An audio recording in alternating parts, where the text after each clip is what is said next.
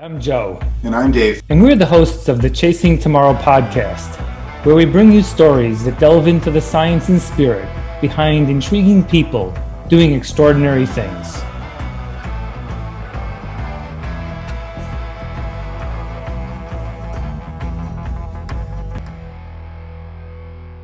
Welcome to the Chasing Tomorrow podcast. This week, it's episode 38. On this week's broadcast, we have the 9-time World Xterra triathlon champion, Cal ZarysKi. Now, Cal is also a professional active lifestyle coach, lives in Calgary, Alberta, not too far from me, a good friend of mine, and he's also the Canadian record holder at the World Otillo, I think I'm saying that right, the Swim Run Championships. And more can be found out about Cal at www.criticalspeedandhiscoaching.com. So, Cal, welcome to the Chasing Tomorrow podcast. Okay, thanks for having me, Dave and Joe. I appreciate being here. Yeah, it's a real good thing to have you on board. So maybe we'll start, Cal, by sort of thinking about the fact that kind of accomplishment isn't something we dream up when we're a kid, right? How could you win that many world championships and do that throughout one's life? But maybe what you could do for us is give us a little bit of that context that says, hey, here's what I did when I was a kid. I used to ride my bike in the backyard or run around, but give us a little bit of the background, how it built up, and then how that sort of one day you realized that you had a lot of capability and you were going to be able to, you do it in this way. Yeah, I was fortunate to grow up in Penticton, BC, the interior there of the Okanagan. So that environment just bred pretty much endurance sport. And I believe that valley was where the origination of triathlon began. I believe it was Salmon Arm, or maybe it was Kelowna, or whatever it may be. So growing up, I saw this sport evolving, and I was a soccer player.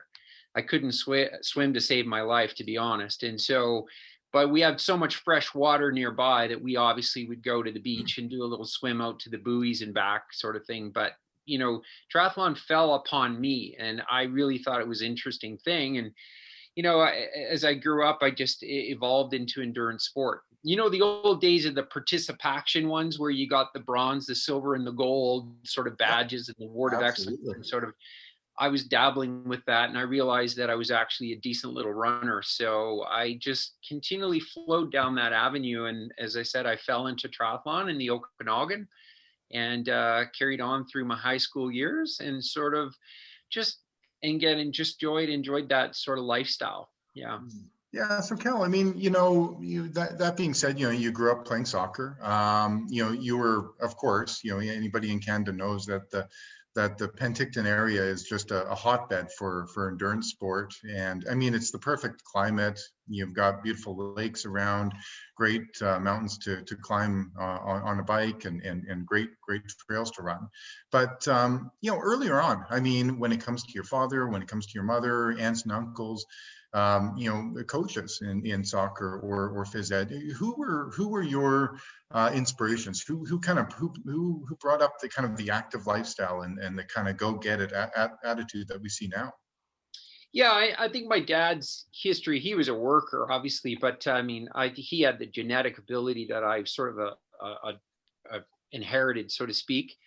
I was just a hyperactive kid, and I just found that I fell into it. As I said, I just kind of was good at it. And anytime I was good at something, I obviously made lots of friends, and you just kind of evolve into that sort of thing. And as I said, I love the soccer aspect, but when you look at a team performance, there's other variables for achieving high level of performance. And so I sort of moved into more of an individual thing where I took responsibility for my own performance, and that would be preparation, all this. And I think the big switch happened in the Okanagan cross country running championships. I was just this kid in high school, and I thought, I've got a shot at doing well at this. And I was this high school kid that every morning, Dave, you'll relate to this, I would get out of bed and I would go and run, say, 8 kilometers through the Okanagan vineyards and picking apples while I was doing this. But I recall I would run home and I would always see my principal of my school driving to work.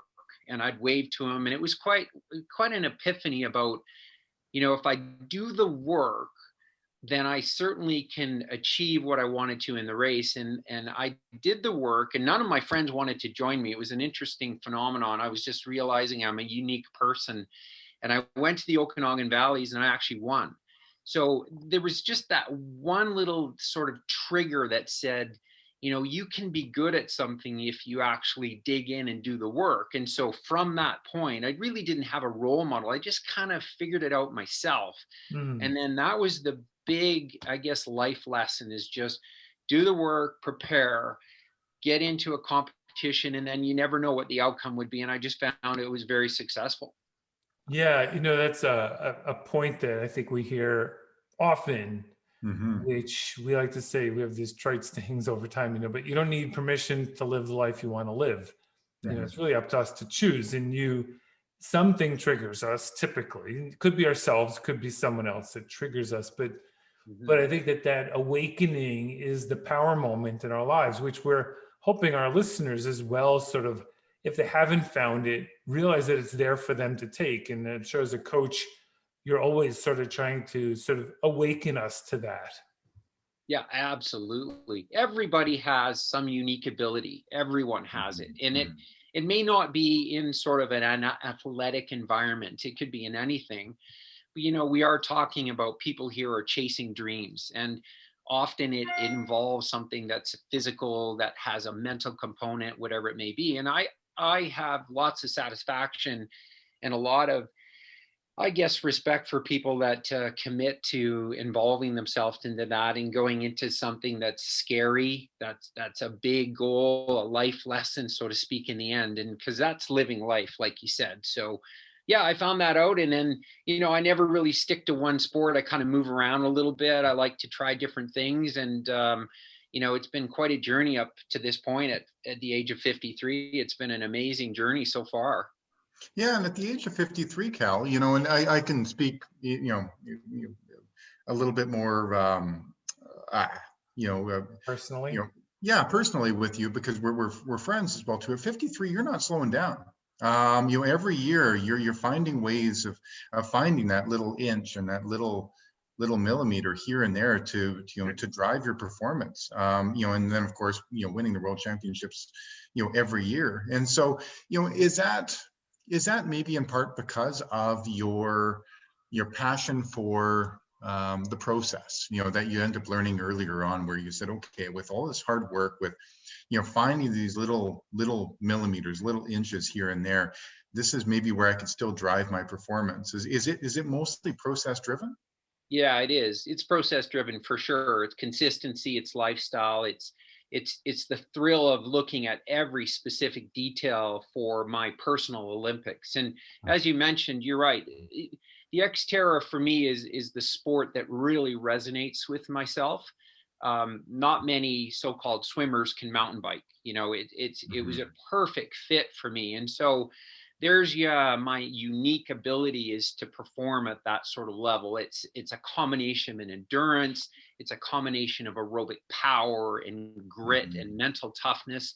And you got to have a lot of courage to be able to stand on the start line of 16-foot shore break in the ocean on Maui and really get at it. And so I think that just thrills me and drives me to stay in that sort of circle of performance in the off-road side. But as you know, Dave, we went for that one run when you were preparing, or when you were running across Canada, and I said to you, this is the longest run I've ever done at 65 kilometers. And it was just very enlightening to sort of go into a world that was different for me. And of course, as I mentioned to you on that run, I said, look, I am scared to death to go to Sweden and do this Otillo. That's how they pronounce it. We say Otillo, where we're swimming in the open Baltic Sea and, basically island hopping 26 islands. And it's just absolutely phenomenal. But I mean, just having that courage to do something like that is just really cool. But it still comes back to the foundation, is that I've always been inspired to do well in multi-sport, but beyond that, I can reach out to all these different cool life adventures for sure. Yeah, so let's pull that back a little bit, Cal, because what I want to give is I want to give the audience a bit of context, because you're doing really cool things that are a little bit off the grid as well too. Like, I know what Xterra is. I think that the majority of our listeners do, but for those who don't, explain really what an Xterra is. Yeah, Xterra is still a triathlon. It's swimming, it's biking, and running. However, the swim is sort of the same. It could be in an open body water, it could be a lake, it could be the ocean, a reservoir, whatever it may be. But the bike is a mountain bike. And so again, it has a little bit different feel than obviously the road side of things. So a lot more technical ability. You've got to really practice that. It's a more aerobic power, meaning you're redlining a little bit more and then you're recovering. That's a different flow than the normal road triathlon. And then, of course, coming off the bike, you have to get into a trail run situation. And so there's tons of vertical gain, technical running, descending, that sort of thing. So to me, it's just more exciting. It's more emotional than so-called the road triathlon. And so, as I said, I've done 14 world championships. And as you mentioned, I've won 9 world titles. And so I'm actually 1 title away from the world most. So I'm very passionate to stay healthy. That's the number 1 goal, because I believe my performance should be adequate to be able to, if I can get to the start line healthy, I got a shot. And if I can get 1 more, and then of course, obviously beyond that would break the record. And that would be my lifelong goal at this point in time, just from an achievement standpoint. But yeah, so that's Xterra multisport. That's amazing. Maybe we could spend a couple minutes on this performance as we get older kind of topic for a few minutes. Let me set a little context. When you're a kid, you might think, and maybe it's changed, but someone at 50 years old is old, right? When you're 20, it's like, oh my God, that's ridiculous. And then, if you end up getting there, if you're blessed enough to live that long and even longer, you realize that if you've made sort of a life of discipline around the pursuit of staying fit and performant, that you don't find, maybe you don't have the top end speed to run the 100-yard dash in the Olympics, but most other sports you can still be very competitive, if not like in the regular Ironman triathlon stuff, even the 60-year-old group is really still very competitive. It's not like you age up and it got easier, maybe when you get to 80, if you survive that long.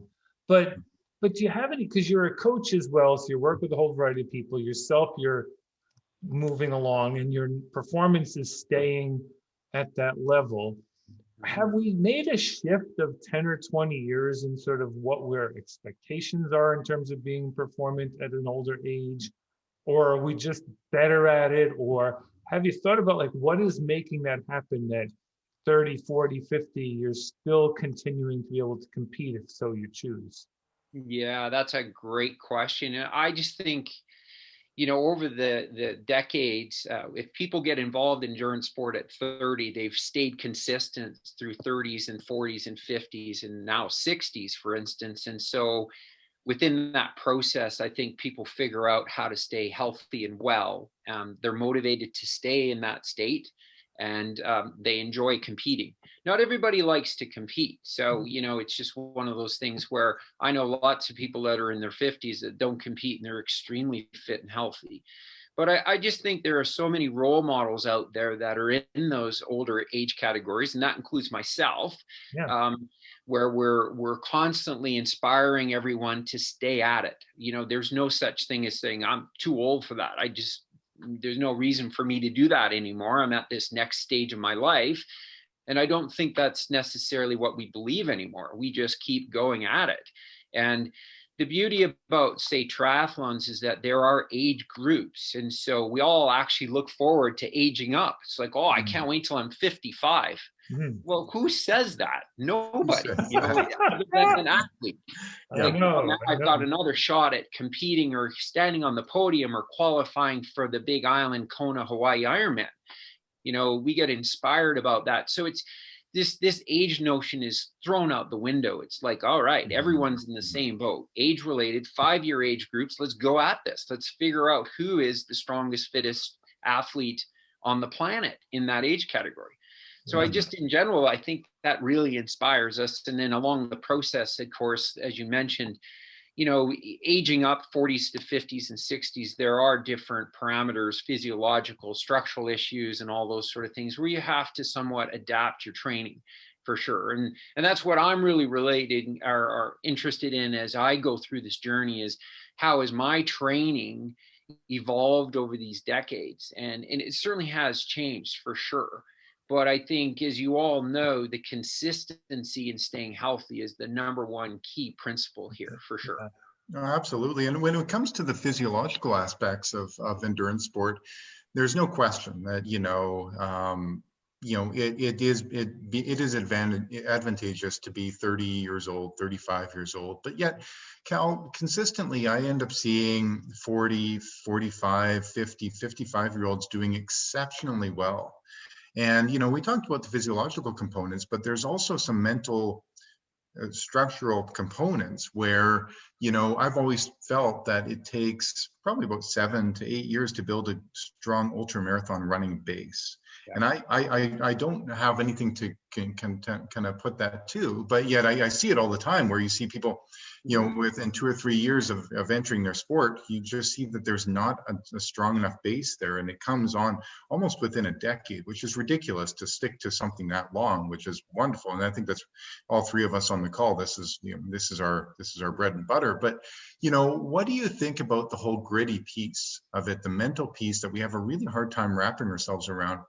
And that, maybe it's something that we have as an advantage in our 40s and 50s and maybe even 60s, where the 20s and 30-year-olds just really haven't had enough life experience or training or competing experience to be able to hold on to. What do you think about the gritty piece? Yeah, absolutely. Huge component, massive component, especially as we do get older. And like you said, the development takes decades. Yeah. And so within that piece, the mental toughness and the purpose behind it. Sometimes as we get into these older age categories, in life in general, we're in a different spot.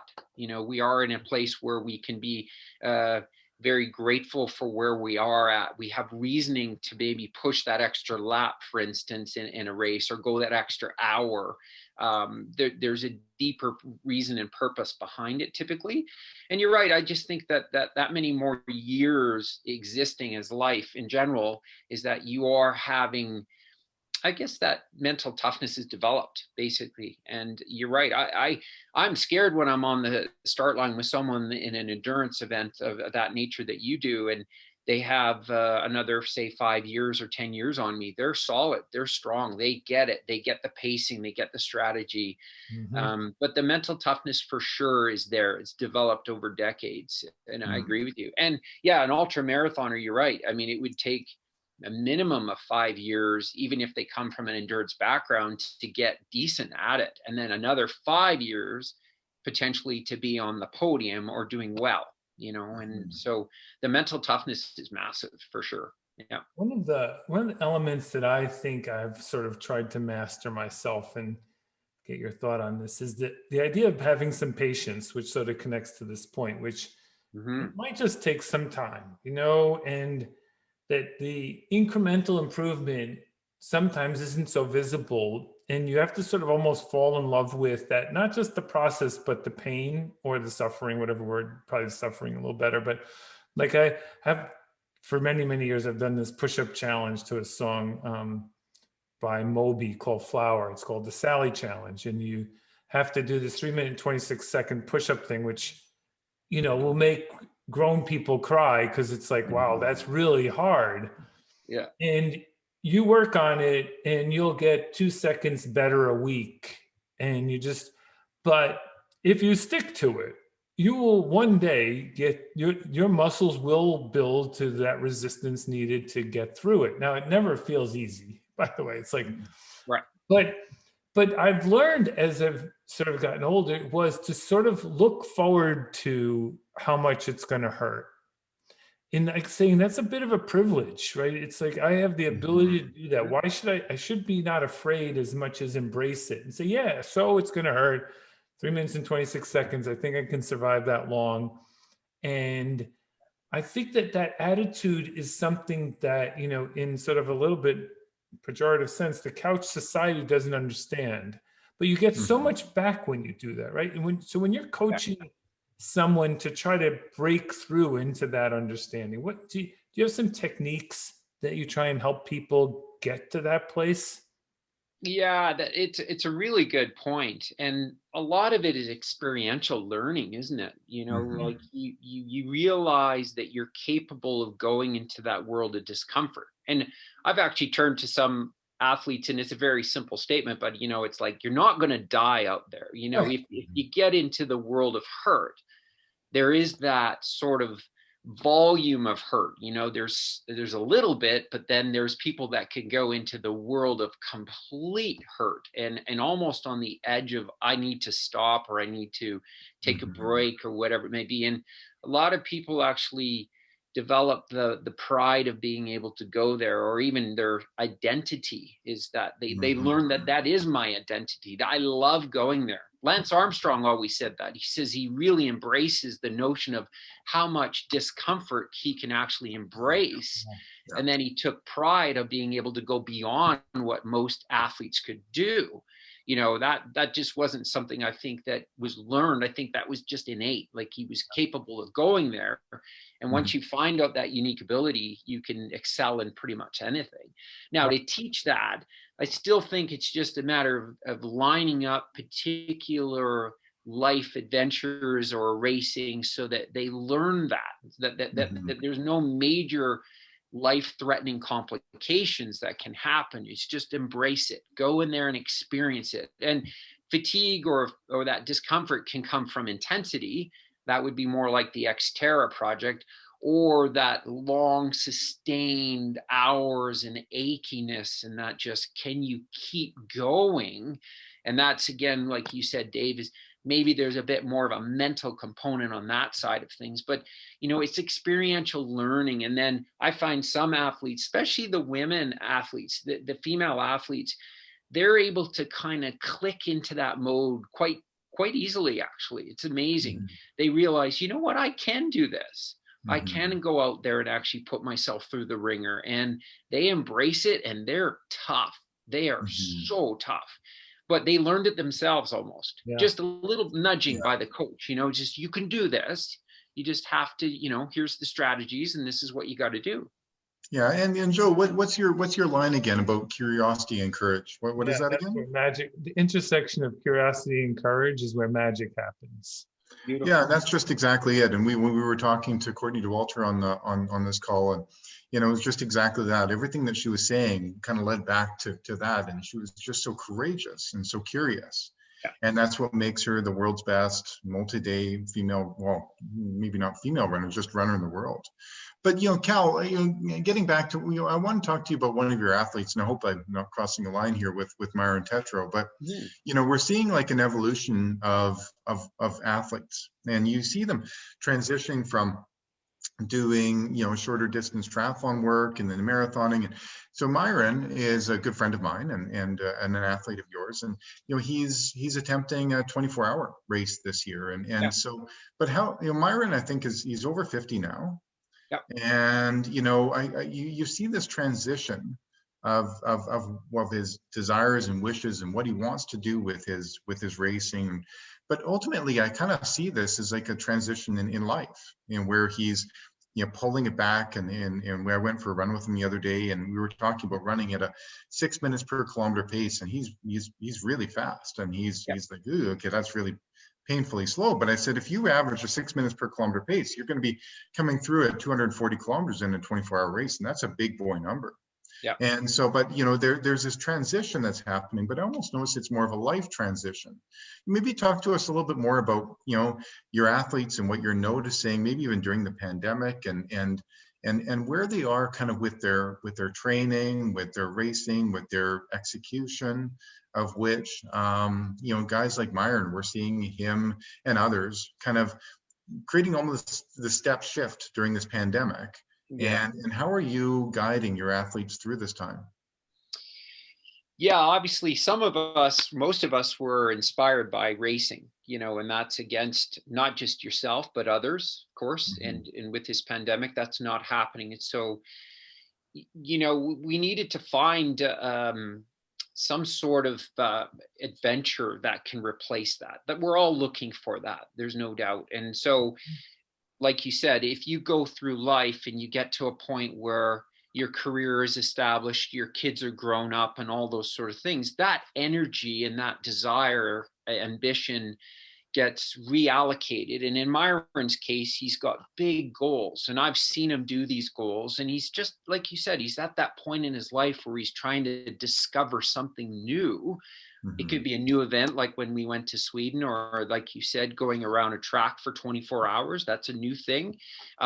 Testing his boundaries. And so I think we're all in that same boat. And so last year, for my group of athletes here in Calgary and Alberta, I created particular adventures, and they were mostly endurance based. They're not like trying to run a fast 10K or 5K. We just found that there was not a lot of connection there, at least within my group. So we actually set out to try to swim by the end of the summer 10,000 meters for some of us, and that was a huge goal for a lot of people. The other project is that we cycled from Jasper to Banff, which for most people, that's 300 kilometers in one day. Mhm. So we actually set that out as a project, and basically we trained for it for 2 months, and there was at least 15 of us that did that. Non-competitive like, but just embracing with other people. And I think that was just a huge bonding experience. And lastly, we ran the Rockwall Trail, Mhm. 65 kilometers. And so it was an epic journey. There was about 15 of us. And same idea is just, if there was no racing, we needed to create something that gave that opportunity to test ourselves. And Mhm. like we were saying, Joe, is the process of developing that fitness, that mental toughness along the way. And lo and behold, goodness, the summer was over. We had three big projects. We achieved all of them. And then we sort of sat back and said, you know what? Despite the fact that we didn't race, we did a hell of a lot this summer. Yeah. And so we were able to step back now and say, well, you know what, if this pandemic and this restrictions goes another year, all right, what are we going to do? This is an opportunity where we don't have to be grinding away on the race training program, where was like, what do you want to do this year? Where do we want to cycle to? What do we want to do? Or do we want to set up a swim run race? Like, I'd like to actually put together a swim run race in the Banff area just for my athletes, just to try it, to explore, what that sport's all about. And, that's pretty much where we're at. But we do evolve as we go through this pandemic, for sure. Mhm. Great. It's just another example. You just keep building the case here around, this is really up to us, right? We can choice. make our lives as extraordinary as we want them. And I don't think you mentioned, and it doesn't matter how fast anyone did any of those, right? This isn't No. about that, right? It's about that process, about that experience. I'm sure that everyone who went through that learned an extraordinary amount of themselves, what they were capable of. And so imagine when you're done that, like how you think about the future. You're like, wow, I'm somewhat almost invincible. We need to find ways, even in tough times, to just continue on the path of building that self-confidence and resilience and ability, because it does carry outside of just the athletics, right? I mean, it makes you a stronger person in family life, in work. I always like to say, that a strong body carries a strong mind and a strong soul, because when the body is weak, it sort of doesn't, it's not resilient as a system. Mm-hmm. And so Mhm. you can't just sit in front of a computer and type all day. That isn't enough. This system is made to be used, and when it's used, it works, and it works better, right? Like, actually, I tend to do things pretty much every day, and I know the active recovery model, but if I take too many days off, I would be sore. But if I Yep. do it every day, I'm not. That tells me the system is working. Mhm. Yeah. So I think that you're onto something there, and those kinds of challenges are fantastic. So as it relates to your racing and training, Has it evolved, in terms of now going for number 10? Do you have a different training approach? How do you look at the competitive environment? Of course, you have an advantage having been experienced, but I'm sure there's a lot of people who sort of have your number, so to speak. What's your plan to get number 10?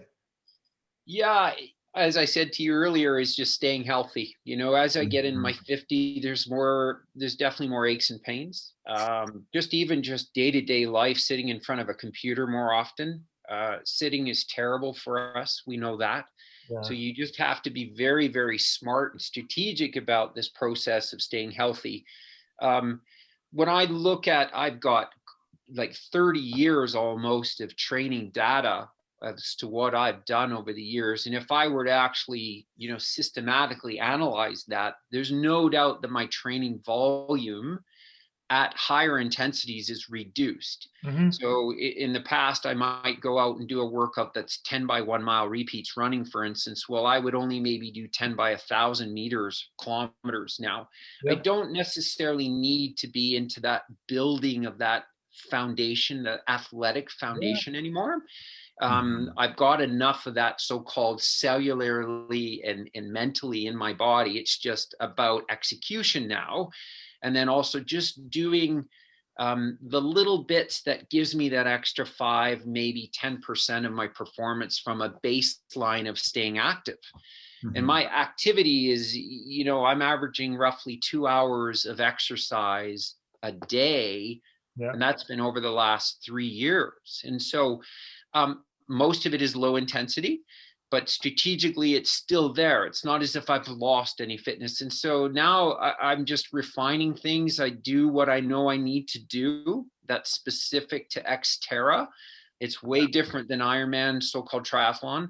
It's very specific. And it's really it's bizarre that actually I know lots of people that training for Xterra, and they, in my opinion, they're not quite doing it right. They're not really understanding the sport.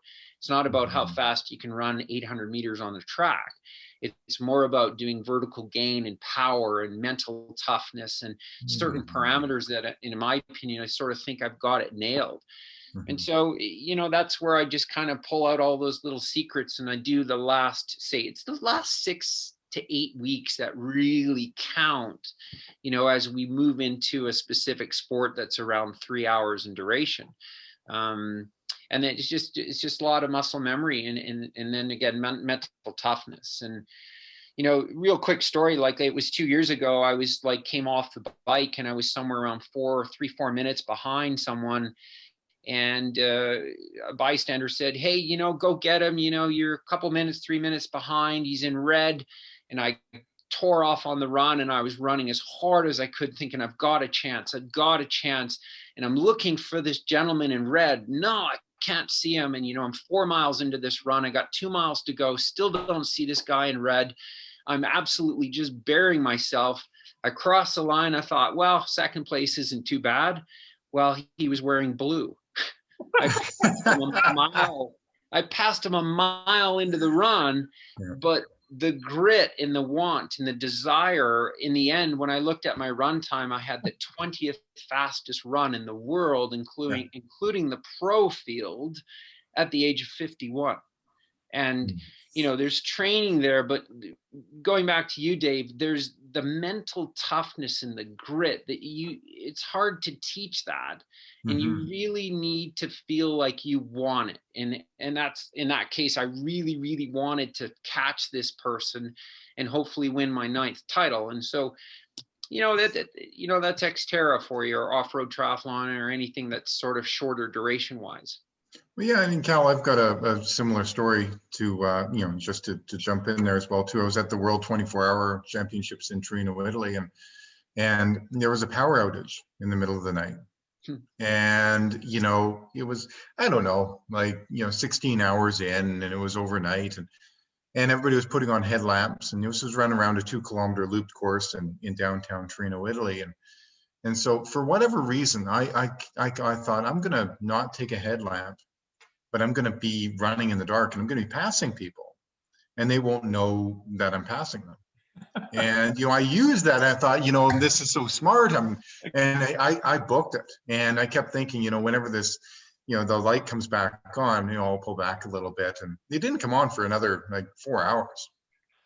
So I was hammering and hammering and hammering. And it went up from, I think it was like 36th place up to like 15th place at that point, or something rather. It was quite a large margin. And I look back at it and it didn't really matter, but yet, you found an opportunity for grit. And then you took it, and you, like you said at the very beginning, you didn't die. You were okay. So do you find that having more of those moments, Cal, with that many world championships and how many triathlons have you run up until this point, having those many experiences where you ended up finding the means to be able to get there, and yeah, you were tired at the finish line. I'm sure that you wanted to fall over and take a nap, but you were okay. Having that many experiences, does that only make it more reasonable and more plausible that you could do it again, or even if not even harder? Yeah, absolutely. The true notion of a champion is repeatability. And so we've always said that, somebody that can obviously win one time is great, but repeating that is very difficult. And not only the preparation and the discomfort and the sacrifices, but there's the mental side of it. There's the pressure. There's so many things involved there. And if you start developing this notion that now you are the number one ranked person going into a race, all those sort of things. And so, but then you as a person, and this, Dave, is that you've got to dig deep into your tickle trunk and your memories, and you're confident to say, I've been here before. I know that there's going to be some dark points, places along this journey, this race, and I can get through it. There's no doubt I'm going to feel like I want to stop, but I know that's not going to last forever. It's just a way of getting over those hurdles. And the more years that you've done that type of a race or adventure sort of thing, and mentally challenging yourself, the more you realize that you can get through that. And it's just like anything. I know when I'm on the start line, like it's going to be 2 hours and 50 minutes of discomfort, and it's just all in. And every moment that I'm racing, I'm asking myself, can I go harder? Is that something that could be positive or negative in the long term? And that patience aspect of things. And that's, again, the learning process. And ultimately realize that at some point in time, you have to give it your all, knowing that you're getting close to the end. And, right. That's, again, a learning process where you just have to dig in and just, there's no taking that experience back. You have one opportunity. And I've said this amongst my group, is that racing is like your own artwork. Like it's you're creating it. And the only one that really cares much about it is yourself. Yep. So you have to step back and say, was that one particular moment everything that I could potentially do? Did I systematically work my way through it? And am I proud of what I achieved? Did I put forth all the effort that I possibly could? And that's pretty much my entire life philosophy, is that, if you're going to do something, make sure that you do it right, so that if you step back and look at that artwork, you're proud of it. And that's really how I've governed my life much. Yeah. And that being said, Cal, I mean, I love the conversations when we talk about the excellent performances and the world championships and coming off the bike and running this hard and this fast and things. But, I think it'd be really advantageous to our guests to also hear the opposite side. I know I have them myself, where I've come off of a race and, I thought, shit. I really didn't put it out there. I ended up pulling back. I ended up giving up. I ended up, I'm not proud of my performance right then and there.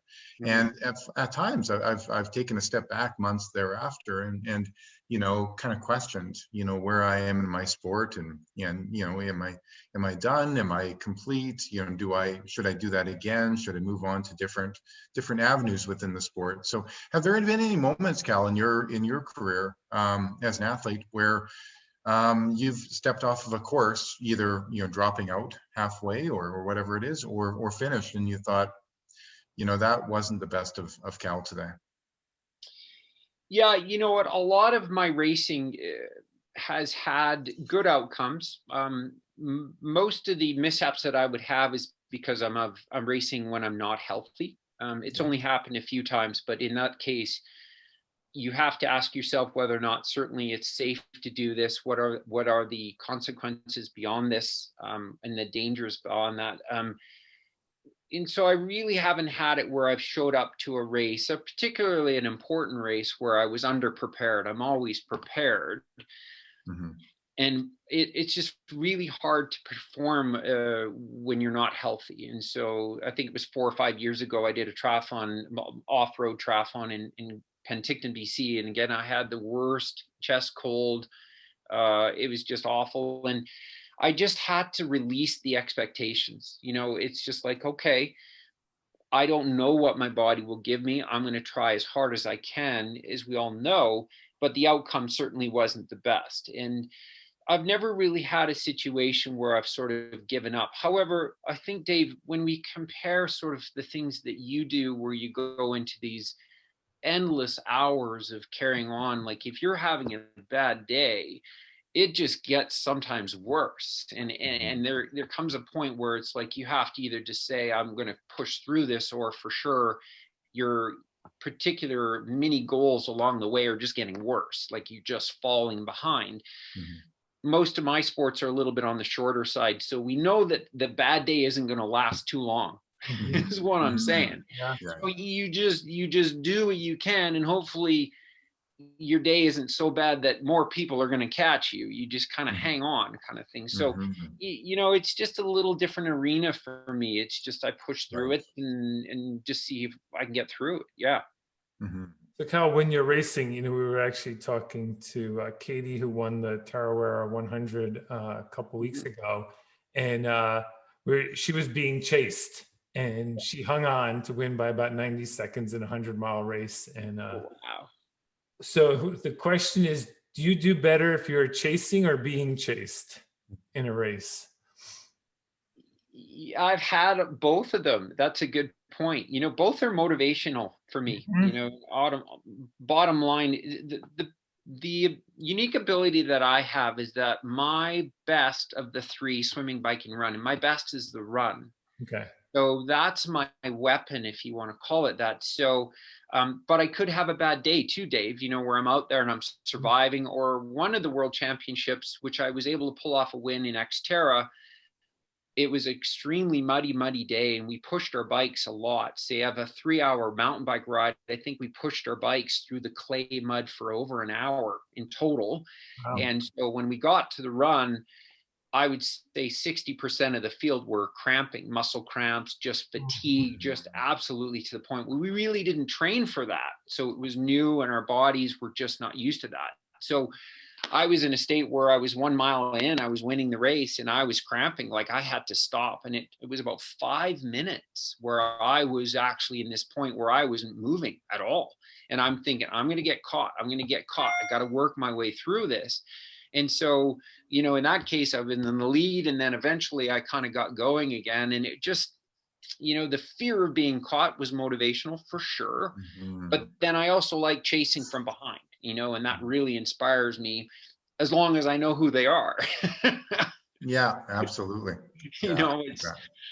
But, I think I step away, and it comes back to originally what I was saying, is that I'll go as hard as I possibly can, despite the fact that I might have a 2-minute lead or a 10-minute lead or a 20-minute lead. It doesn't matter to me. It's more about my own personal artwork. Is just when I crossed the line, was it everything that I could do on that day?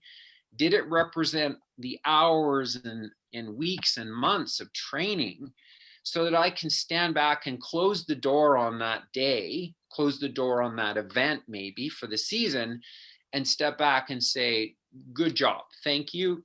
I did what I wanted to do. Yeah.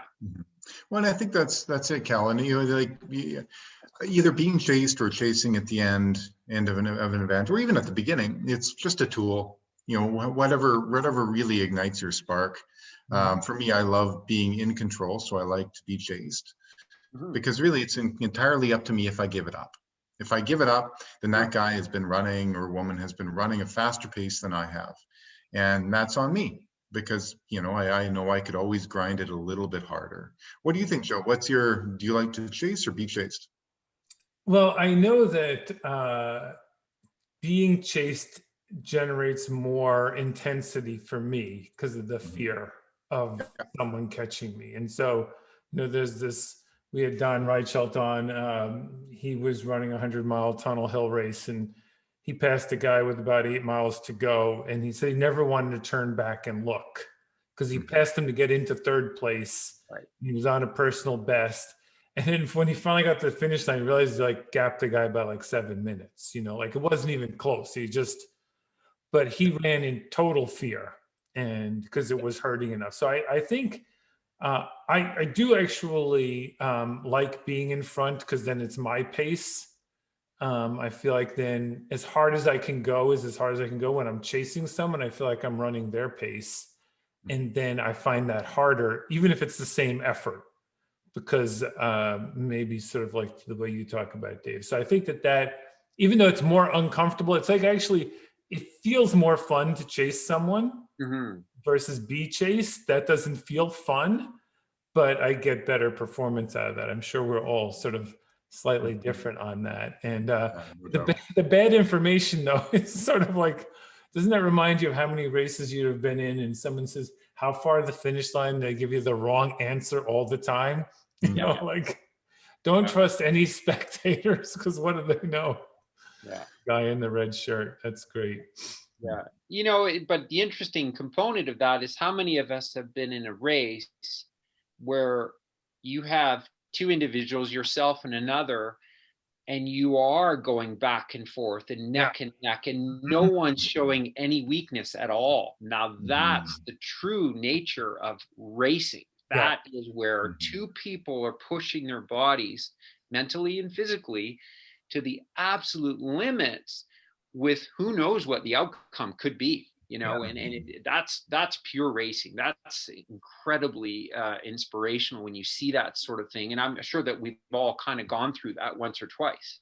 Well, and it's just a true showing of humanity as well too, and brotherhood and sisterhood as well too, when you can end up doing that with someone, and then you embrace them. Well, not during COVID, but later on, you'll embrace them at the finish line and thank them, because you've ended up running a personal best or having very best race that you could have, even if you're in second place. It just propels you to a certain place. So Cal, so tell me more about right now, being an athlete over the age of 50 years old, and I know you said, okay, number one, it's show up to the race healthy. What are some of the things that you're using are you doing yoga every day? Are you rolling? Are you doing a lot more strength work after 45 than what you did beforehand? What are some of the tools in your chest that you could share with our audience? Yeah, obviously over 50, I'm doing a little bit more strengthening, just body strengthening, nothing that's groundbreaking. Bottom line is that you got to stay consistent with it for sure. Sadly, over the last little while, I think my last swim was November 16th. I actually hit the pool yesterday, which was kind of nice. For me, the swimming ends up being a recovery tool, non-weight bearing, beautiful. My body gets lengthened and just decompression. So I use that as an active recovery tool. And in general, I do some rolling, some stretching, obviously a few of those sort of things. It's more about feeling how my body is. And right now I was thinking about this. I'm definitely trying to sit less. I'm trying to stand more. I'm trying to be more active and just move around more. I just can't tolerate the sitting as much as some people can. And, just again, eating well. I don't do anything out of the, too extreme of anything, to be honest. Like massage once in a while, obviously fixing a few things here and there. And then the other thing that I've got the privilege of doing is, if I'm tired in midday, I'll take a nap, to be honest. If I'm exhausted, my day's quite long. And then I'll even do some work while I'm so-called laying down. It's just about decompressing, getting ready for the next day's training. And and then my ratio of running is probably reduced over the years. And so I very strategic about the racing or the running that I'm going to do, knowing that it beats me up a little bit more. So, yeah. How many hours of sleep do you get per night? Minimum 7. Yeah. So I'm kind of the guy that'll stay up a little bit late when it's quiet, get my work done. That's just from all my schooling. It's a bit of a habit, but I'll sleep in till about 8 o'clock. I really don't schedule too many things before then. So it's a good 7 hours, but we all know it's more of the quality of that. Are we sleeping well? And during this pandemic, a lot of people are kind of stressed or have anxieties, and it's very difficult for them to kind of maybe get that good quality sleep. And so I think that's where you guys know this is like, if you don't exercise on that day, it's a day off, you actually won't sleep that well, and so I think it's just nice to kind of keep the momentum of your training going so that you actually have a healthy sleep. Yeah, wake up refreshed. Yeah. Yeah, I think when we use the system, right, there's back to this, I always think of the swing set analogy. You have a swing set when you have your little kids around, and then they grow up and they don't go on it, and you go over to 5 years later, it's all rusty. Like, Yeah. well, the thing that was very productive, what happened? Well, it just sat there.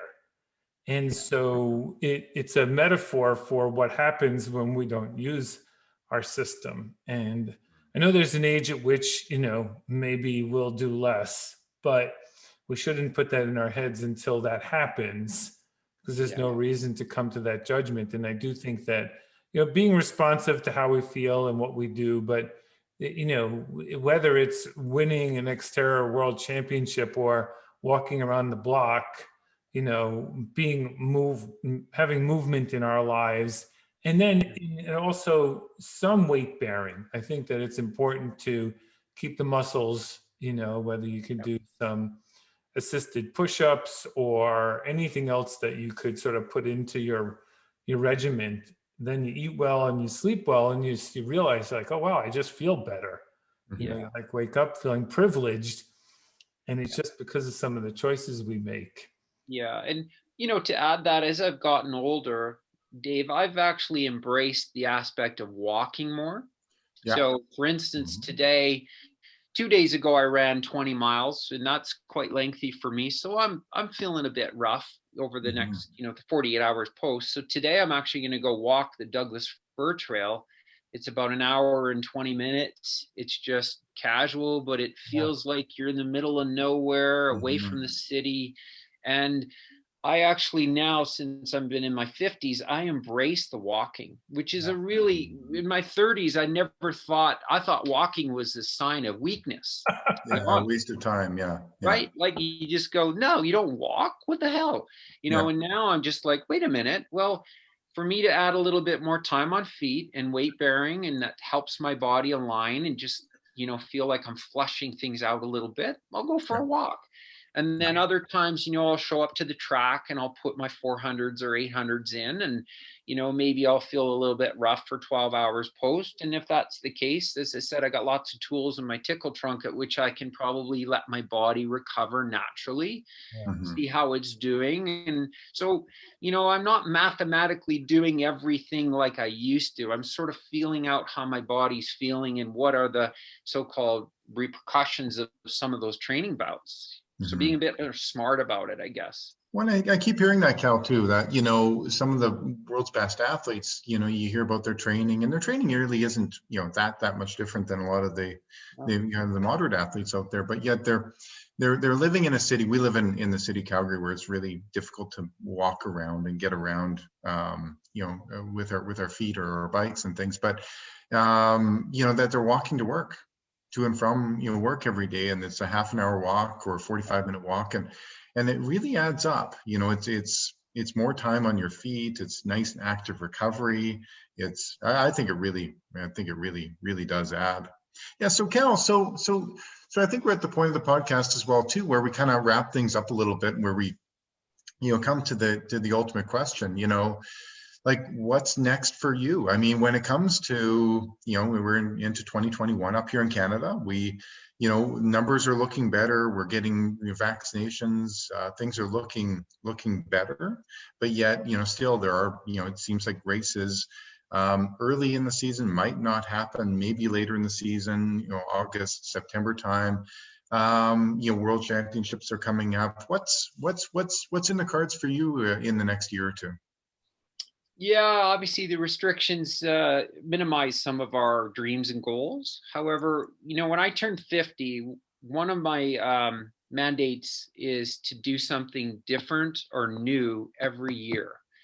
So if I look back, I say, well, I raced that race 1 billion times and here's my performance. It was more performance driven as opposed to life experiential or adventure.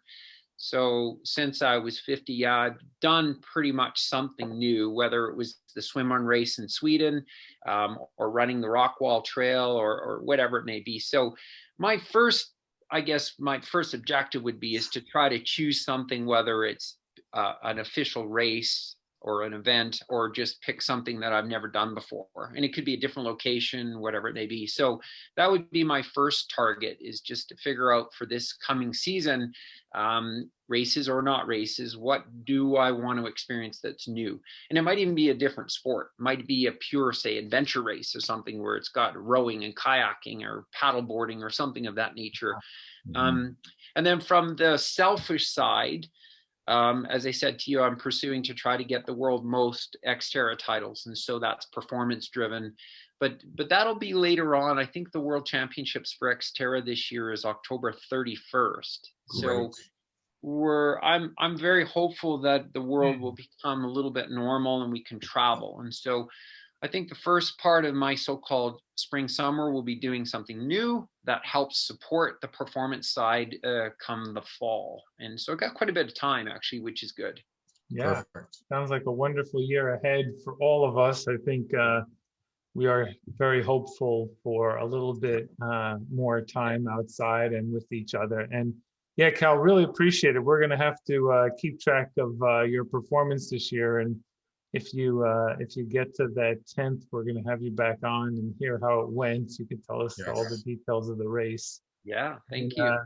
I think that your perspective is great. And, you know, for any age, really, it's all the same, right? We're responsible for our own activity and behavior, and the outcomes that come from that are usually pretty good when we do the right thing, isn't it? Yeah, absolutely. Yeah. Well, thanks very much again, and we'll see you out on the race course. You got it. Thank you, Joe. Thank you, Dave. Thanks a lot, Cal. All right.